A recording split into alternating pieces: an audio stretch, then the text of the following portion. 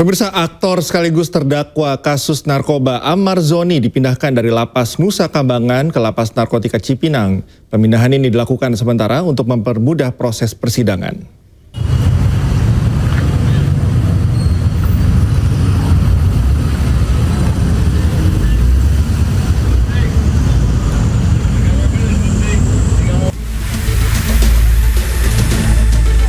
Dengan pengawalan ketat, mobil tahanan yang membawa aktor sekaligus terdakwa kasus narkoba Ahmad Zoni dan 4 warga binaan lainnya tiba di Lapas Narkotika kelas 2A Cipinang, Jakarta Timur. Ahmad Zoni dikawal petugas kejaksaan bersenjata lengkap, langsung dibawa ke Lapas Narkotika kelas 2 Cipinang. Pemindahan dilakukan sementara guna mempermudah proses persidangan di Pengadilan Negeri Jakarta Pusat. Ahmad Zoni dan 4 orang lainnya ditempatkan di Blok E setelah menjalani proses pemeriksaan administrasi dan kesehatan.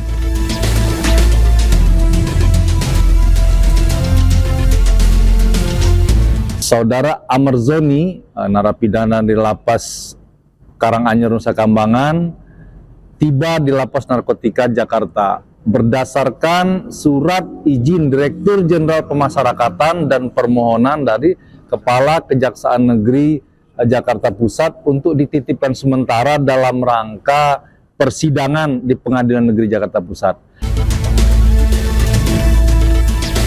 Sidang lanjutan Ahmad Zoni dijadwalkan berlangsung di Pengadilan Negeri Jakarta Pusat pada Kamis 18 Desember mendatang.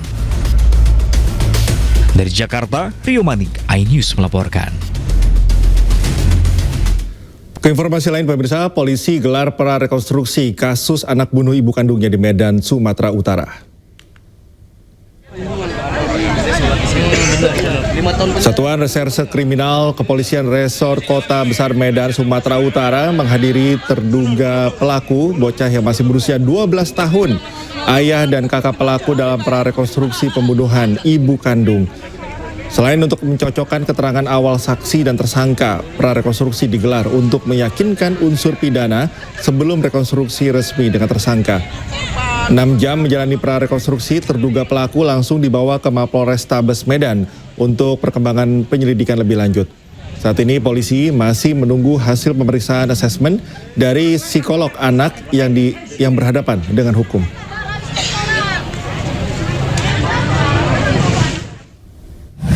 Setidaknya ada 43 adegan yang tadi kita lakukan prarekonstruksi.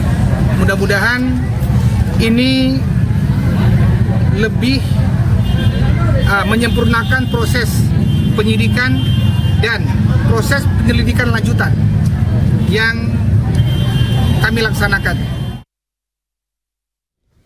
Gubernur Jakarta Pramono Anung menanggapi kerusuhan yang menyebabkan lapak pedagang kaki lima rusak di Kalibata, Jakarta. Namun Pramono belum mau berkomentar banyak karena hal tersebut masih ditangani pihak kepolisian.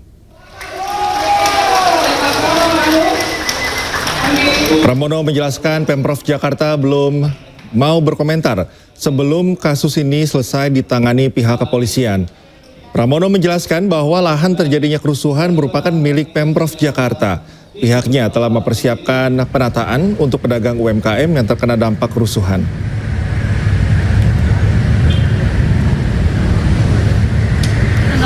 Jadi persoalan yang ada di Kalibata kan masih ditangani pihak kepolisian.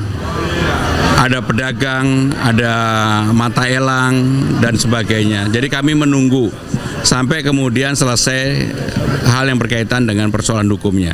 Memang lokasinya itu lokasi Pemda DKI. Nanti pada saatnya saya akan sampaikan setelah ini clear ya. Saya nggak mau berstatement sebelum ini urusannya clear. Baik, terima kasih. Sebelumnya sebanyak 6 anggota Polri ditetapkan menjadi tersangka pelaku pengeroyokan 2 mata elang atau debt collector hingga tewas di Kalibata, Jakarta Selatan pada Kamis malam.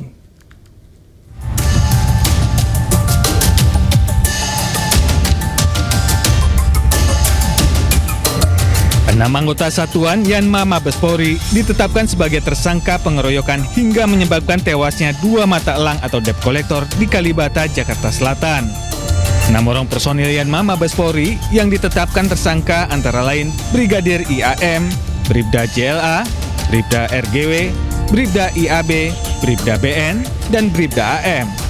Para tersangka dijerat dengan pasal 170 ayat 3 KUHP tentang pengeroyokan yang mengakibatkan korban meninggal dunia.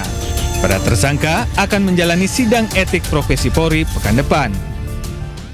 Berdasarkan hasil penyelidikan di lapangan, penyidik melakukan analisis terhadap keterangan para saksi dan barang bukti, maka penyidik telah menetapkan 6 orang tersangka yang diduga terlibat dalam rangkaian tindak pidana tersebut. Didapati informasi terkait identitas para tersangka yaitu 1. JLA, 2. RGW, 3. IAB, 4. IAM, 5. BN, 6. AM. Perlu diketahui rekan-rekan dan kami informasikan, adapun ke-6 tersangka tersebut merupakan anggota dari Satuan Pelayanan Markas di Mabes Polri. Pasal yang dipersangkakan berdasarkan alat bukti permulaan yang telah dikumpulkan oleh penyidik. Para tersangka dikenakan pasal 170 ayat 3 KUHP, pengeroyokan yang mengakibatkan korban meninggal dunia. Sebelumnya pada Kamis malam, puluhan kios pedagang dan sejumlah motor dibakar massa tak dikenal di depan Taman Makam Pahlawan Kalibata, Jakarta Selatan. Aksi anarkis ini diduga kuat sebagai bentuk balas dendam rekan-rekan penagih utang yang marah usai 2 rekan mereka tewas dianiaya. Penganiayaan terhadap 2 orang penagih utang terjadi ketika 2 orang korban menghentikan seorang pengendara sepeda motor Kamis sore. Saat sepeda motor dihentikan, 6 orang polisi yang tengah melintas dengan sebuah mobil turun dan langsung mengeroyok kedua penagih utang. Setelah 2 orang terkapar, 6 personil Yanma Mabes Polri ini melarikan diri. 1 orang penagih utang tewas di lokasi kejadian, sementara 1 lainnya menghembuskan nafas terakhir di Rumah Sakit Budi Asih, Jakarta Timur. Dari Jakarta, Tim Liputan iNews melaporkan. Ke informasi lain pemirsa, polisi gelar prarekonstruksi kasus anak bunuh ibu kandungnya di Medan, Sumatera Utara. Satuan Reserse Kriminal Kepolisian Resor Kota Besar Medan, Sumatera Utara menghadiri terduga pelaku bocah yang masih berusia 12 tahun, ayah dan kakak pelaku dalam prarekonstruksi pembunuhan ibu kandung. Selain untuk mencocokkan keterangan awal saksi dan tersangka, prarekonstruksi digelar untuk meyakinkan unsur pidana sebelum rekonstruksi resmi dengan tersangka. 6 jam menjalani prarekonstruksi, terduga pelaku langsung dibawa ke Mapolrestabes Medan untuk perkembangan penyelidikan lebih lanjut. Saat ini polisi masih menunggu hasil pemeriksaan asesmen dari psikolog anak yang berhadapan dengan hukum.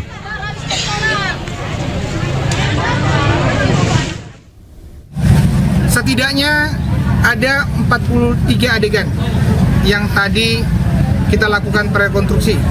Mudah-mudahan ini lebih menyempurnakan proses penyidikan dan proses penyelidikan lanjutan yang kami laksanakan.